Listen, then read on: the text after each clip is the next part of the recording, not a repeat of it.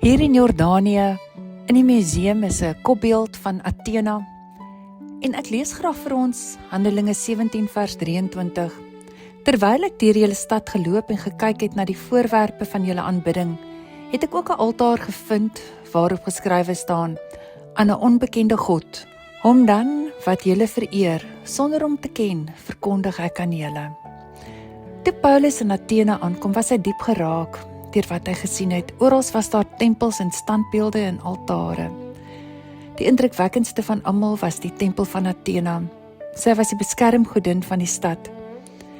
Die majestueuse Parthenon het hoog op die Akropolis gestaan, 'n meesterstuk van argitektuur en 'n antieke simbool van menslike wysheid, kennis en prestasie. Athena is vereer as die god van oorlog, maar ook as een van wysheid, kuns en beskawing. Die inwoners van Athene was trots op haar. Hulle het geglo dat sy die stad kan beskerm en leiding kan gee. Die hele stad het haar naam gedra. Maar tussen al hierdie afgode ontdek Paulus iets baie besonders, 'n baie eenvoudige altaar met die woorde: aan 'n onbekende God. En hierdie altaar was 'n stil erkenning, ten spyte van al hulle kennis, dat daar steeds iemand was wat hulle nie geken het nie.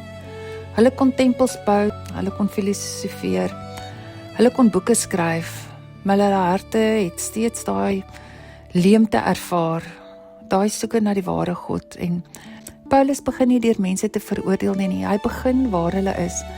Hy neem daardie altaar en vul die leemte daarvan met die waarheid. Hom wat julle vereer sonder om hom te ken, verkondig ek aan julle. Hier wys Paulus na die skepper van die hemel en aarde. Die Here wat nie in tempels van klip woon nie, nie deur mense hande versorg hoef te word nie, maar wat aan elke mens lewe en asem en alles gee. Hoe ironies is dit nie, die stad wat wêreldberoemd was vir sy wysheid, het steeds nie die belangrikste kennis gehad nie, die kennis van die Here. Dit laat ons onsself afvra, het ons nie op ons eie Athenas in ons lewe nie? Ons vertrou op ons opleiding of ervaring of ons geld, of ons eie vermoëns en ons prestasies.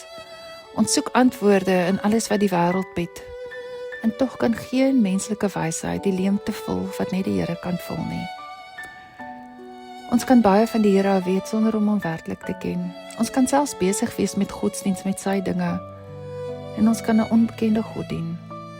Iemand van wie ons hoor, maar met wie ons nie 'n persoonlike verhouding het nie. Paulus se boodskap is so duidelik aan ons ook. Die onbekende God het homself bekend gemaak in Jesus Christus. Ons hoef hom nie meer te soek tussen die altare nie, tussen die menslike filosofie nie. In Jesus sien ons die Vader.